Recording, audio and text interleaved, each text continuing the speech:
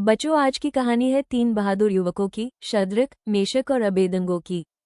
इन तीनों का ईश्वर पर भरोसा अटूट था। तो चलो शुरू करते हैं ये प्यारी बाइबल कहानी। एक दिन बाबुल के राजा नबूकदनेस्सर ने एक बहुत बड़ी सोने की मूर्ति बनवाई। उसने सबको आदेश दिया कि जब बांसुरी, बीन और तुरही की आवाज सुनो तो सब लोग झुककर उस मूर्ति को प्रणाम करें।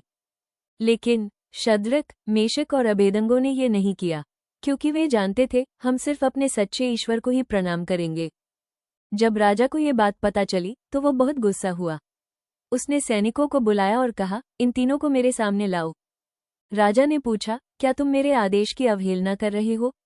अगर अभी मूर्ति को प्रणाम नहीं किया तो तुम्हें आग की भट्टी में डाल दूंगा। शद्रक ने धीरे से कहा, हमारा ईश्वर हमें आग से भी बचा सकता है, लेकिन अगर वो न भी बचाए फिर भी हम मूर्ति को नहीं प्रणाम करेंगे। राजा ने गुस्से में कहा, भट्टी को 7 गुना ज्यादा गर्म करो।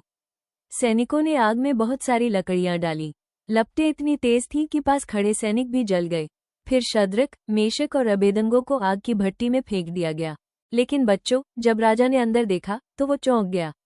वहां 3 नहीं 4 व्यक्ति चल रहे थे, और चौथा व्यक्ति ईश्वर के पुत्र जैसा चमक रहा था, जैसे स्वर्ग की रोशनी आग के बीच में उतर आई हो। आग ने उन तीनों को छुआ तक नहीं। उनके कपड़े, उनके बाल, सब बिल्कुल ठीक थे। राजा ने जोर से पुकारा, शद्रक, मेशक, अबेदनगो, बाहर आओ। तीनों मुस्कुराते हुए बाहर आए।